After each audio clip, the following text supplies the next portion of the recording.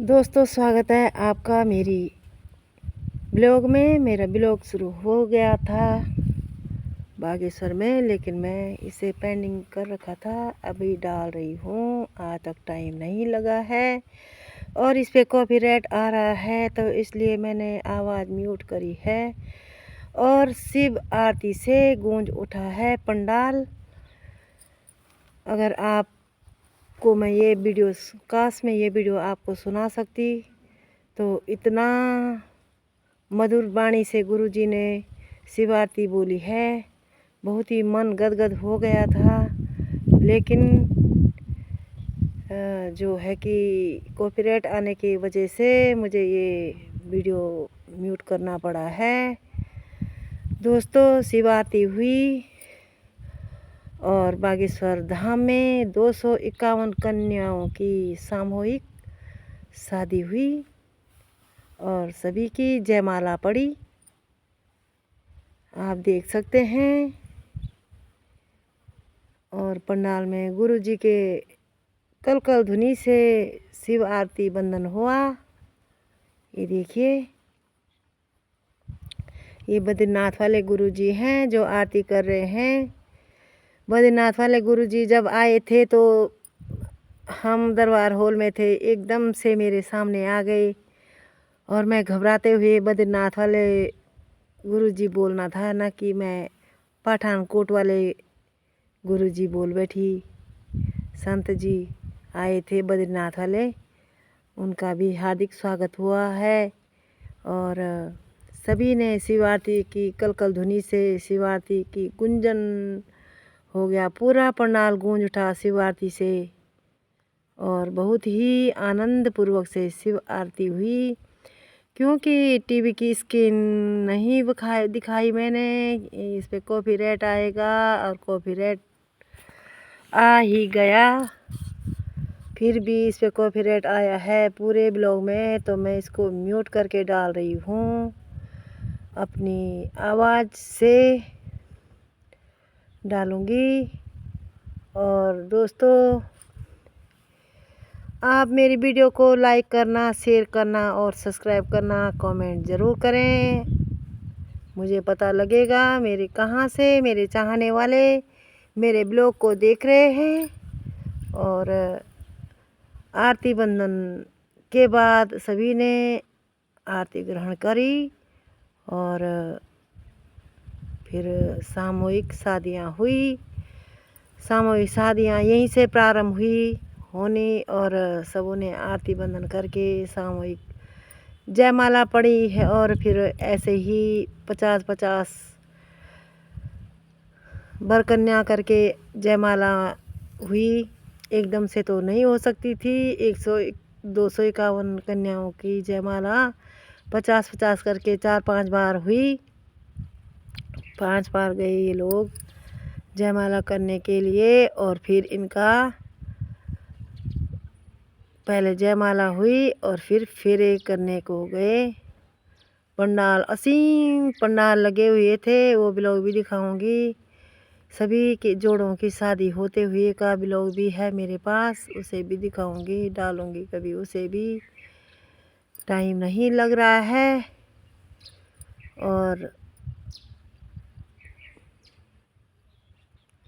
बहुत ही खुशनुमा माहौल बना हुआ था, बहुत ही साधु संत का आगमन हो रखा था बागेश्वर धाम में। सभी का आदर सत्कार हुआ और सभी आरती कर रहे थे, कोई मानसिक तौर से, कोई सभी आरती बंदन कर रहे थे। तो शिव आरती हुई, सभी के आरती से गूंज उठा पंडाल शिव आरती से। और सभी साधु संतों का आगमन हो रखा था, बहुत ही खुशनुमा माहौल, सभी की जयमालाएं पड़ी।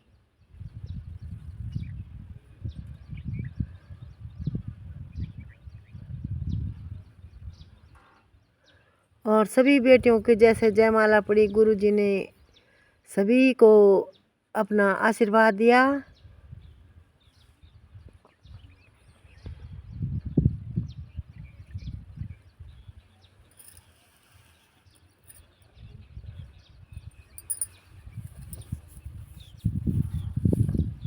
सभी का दुख सुख बांटा। सभी बेटियों ने जो किसी के मन में भाव रहे होंगे वो भी बताए। बहुत ही अच्छे ढंग से सुने गुरुजी ने। सभी का 251 से मिलना थोड़ा कम बात नहीं होती है।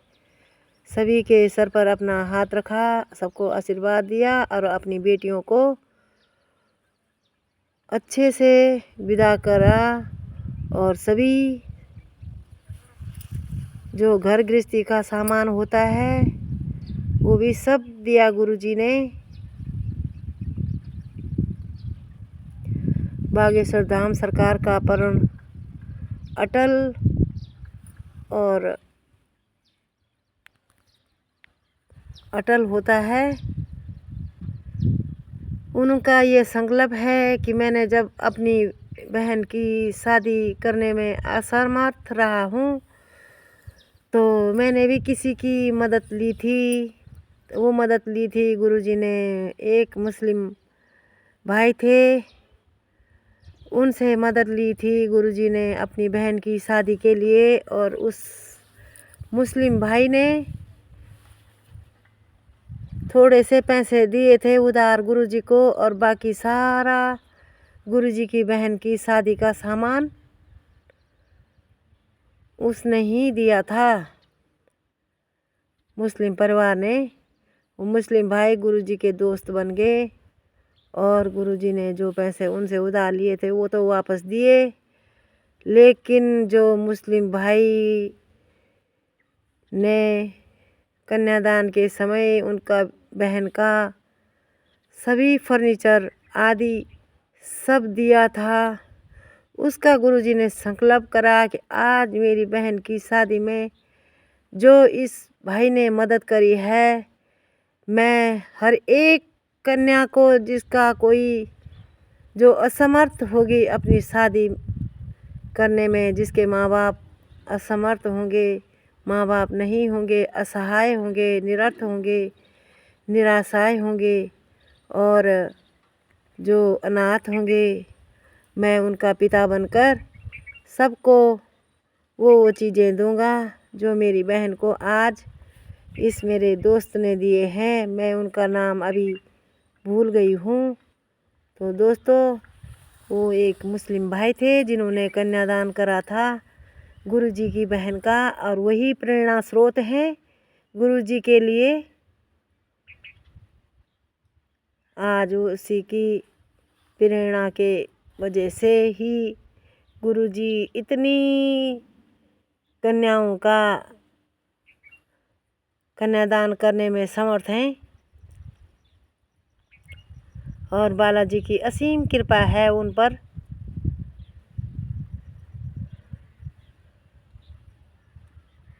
जो कि वो अपनी इतनी 100-200 पिछले साल हुआ था 151 कन्याओं का कन्यादान, और इस बार हुआ 251 कन्याओं का विवाह, और अगले साल और ज़्यादा का उन्होंने प्रण कर रखा है।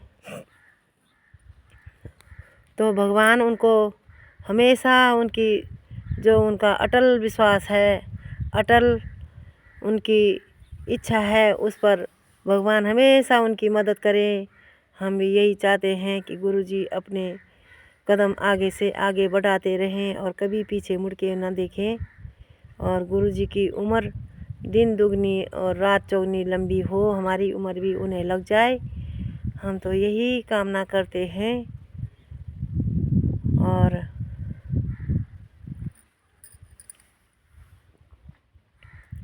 सभी कन्याओं को गुरुजी ने बार बार अपने अपने शुभ आशीर्वाद दिया।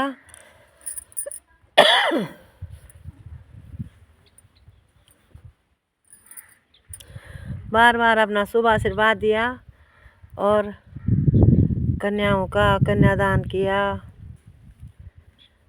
सभी के जयमाला हुई सभी अलग अलग करके आते गए और पंडाल में जाते गए। सभी का पानी ग्रहण संस्कार हुआ, फेरे हुए। फेरों को वहाँ पे भामरी बोलते हैं, हमारे यहाँ फेरे बोलते हैं, कहीं लावे बोलते हैं, और एमपी में भामरी बोलते हैं कि भामरी करनी है। उसके बाद बर कन्या ने पानी ग्रहण करा, मतलब खाना खाया होगा। इससे पहले उन्होंने खाना नहीं खाया था। हम उनके बिल्कुल जस्ट पीछे बैठे हुए थे, तो वो बार बार उनको कभी पानी पिला रहे थे बर कन्या को, और कभी बर कन्या फ्रूट खिला रहे थे बर कन्या को। बस यही सारा दिन चलता रहा और रात को इन सभी के फेरे हुए जैसे किसी विवाह होता है। और बहुत ही आनंद भरे क्षण थे वो। गुरुजी ने सबको अपना हाथों से आशीर्वाद दिया और सबके हाल चाल पूछे, सबको बताया कहाँ से हो, कैसे हो, घर में कौन है कौन नहीं है। सभी बेटियों ने अपने हाल बताए और गुरुजी ने सभी का हार्दिक स्वागत और अभिनंदन करा। बागेश्वर धाम सरकार पहले गुरु होंगे ऐसे महान, हर चीज़ में निपुण हैं, हर चीज़ में समर्थक हैं। भगवान मुझे उन्हें और समर्था दे और आगे और नए नए काम करने की शक्ति दे।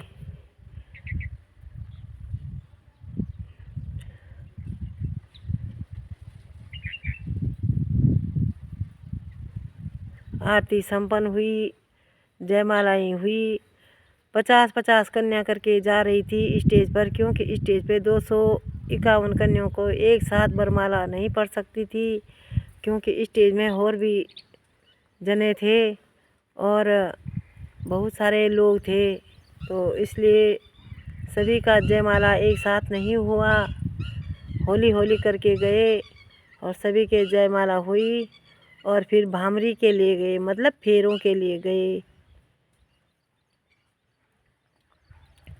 बहुत ही अच्छे आदर सत्कार के साथ यहाँ पे दूल्हा दुल्हन को बैठाया गया। ये जस्ट हमारे आगे कुर्सियाँ थी, देखिए।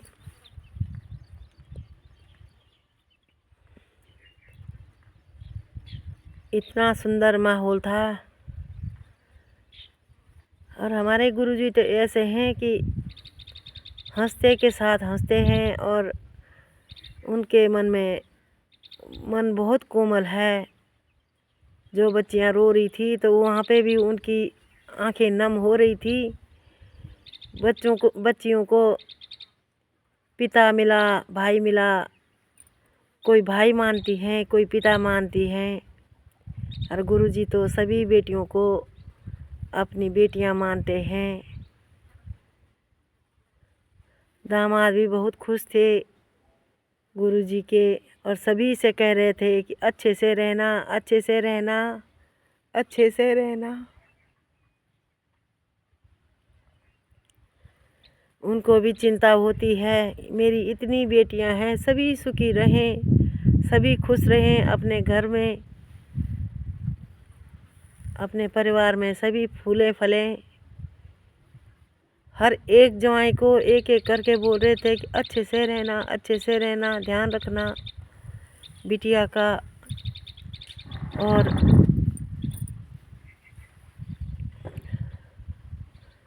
बहुत ही सुंदर माहौल था दोस्तों। मुझे म्यूट करना पड़ा क्योंकि कॉपीराइट आ रहा है इस वीडियो पर और मैं इसे डिलीट करना नहीं चाहती थी।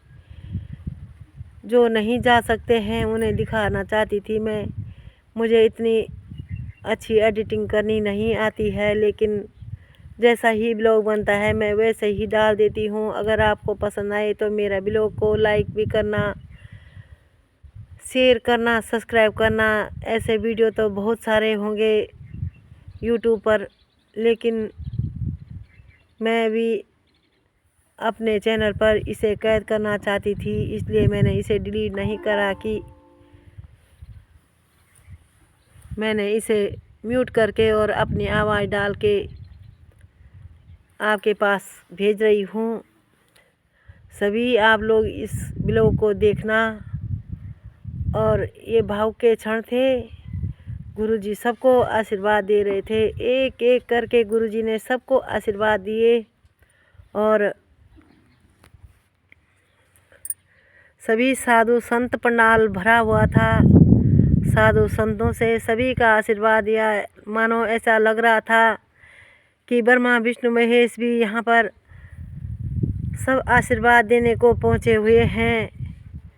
ऐसे लग रहा था देवलोक से सभी देवता स्तुति कर रहे हैं और सभी इन वर कन्याओं को आशीर्वाद दे रहे हैं। बहुत ही सुंदर माहौल था, बहुत ही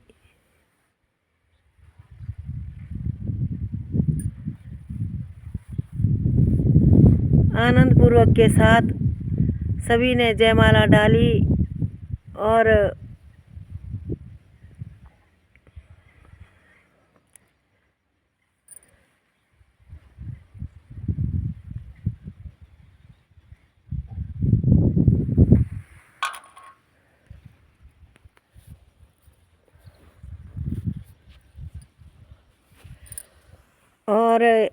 ये देखिए दोस्तों, जयमाला डाली और सभी की भजन भी गाए गुरुजी ने साथ साथ में, और सभी को आशीर्वाद भी दिया। सभी झूम रहे थे, गा रहे थे। गुरुजी ने दामादों को भी नचाया, फूफा जी को भी बुलाया, सासू जी को भी बुलाया। बहुत ही हंसी ठिठोली करी। सासू जी भी आई। एक दामाद तो बड़ा ही खुश मिजाज था। जब एक दामाद को गुरुजी ने बोला कि अपनी मम्मी को ले आओ, हमारी समधन हम तो देखें हमारी समधन कैसी हैं, तो वो बोले कि हमारी मम्मी तो घर पर है। तो तब तक दूसरा लड़का कोई काफ़ी फनी टाइप का था, तो वो जल्दी से अपनी मम्मी को ले आया और स्टेज पर आ गया। फिर उसकी मम्मी से गुरुजी ने खूब हंसी मजाक करा और उनको अपना आशीर्वाद दिया। और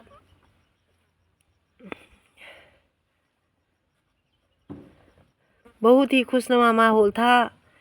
एक बर को गुरुजी ने बोला अपने फूफा जी को बुलाओ। फिर वो फूफा जी जो थे वो कहीं जहाँ पे मंडप बने हुए थे वहाँ थे, तो फूफा जी को वहाँ से बुलाया और फूफा जी के साथ भी गुरुजी ने खूब हंसी मजाक करा और अपना आशीर्वाद दिया और फूफा जी को अपनी तरफ से कुछ उपहार दिया। और बहुत ही हसीन माहौल था दोस्तों। लग रहा था कि ये हसीन पल कभी ख़त्म ना हो, देखते जाएं। और गुरुजी हमारे सामने थे। आप बोल रहे होंगे कि क्या बोल रही हैं। हाँ, मैं ऐसा लग रहा था कि ये हसीन पल बस यहीं पर थम जाएं, ऐसे ही रहे। और जब मैं क्या बताऊं, बागेश्वर धाम से घर आई तो मन बहुत ही भारी सा हो रहा था आने का। इतना मन लग गया था वहाँ पे, बहुत ही अच्छा लगा दोस्तों। शादी का माहौल, सभी जाया करो शादियों में और वहाँ पर देखा करो कैसा होता है संतों के दर्शन, संत समागम। और बड़े बड़े इस बार तो हमारे प्रधानमंत्री भी आए, राष्ट्रपति भी आए और सभी बेटियों को राष्ट्रपति ने तो उसी टाइम आके सभी को अपना आशीर्वाद दिया। और उसी दिन शादी वाले दिन, शिवरात्रि वाले दिन ही आई थी राष्ट्रपति और अपना आशीर्वाद दिया उन्होंने। और बहुत ही अच्छा माहौल बना हुआ था दोस्तों। आप भी जाया करें बागेश्वर धाम में, सभी संतों के दर्शन होते हैं। जिनके दर्शन कभी नहीं हो पाते हैं उनके दर्शन भी होते हैं वहाँ पे। तो सभी संत आते हैं, संत समागम होता है, नेता आते हैं। बहुत जने आए थे। इस बार तो खली भी आया था, खली अपनी टीम के साथ वहाँ पे आए थे। अभी तो मैंने खली वाली वीडियो तो डाली नहीं है दोस्तों, उन्हें भी डालूंगी। खली की टीम ने जो रेसलिंग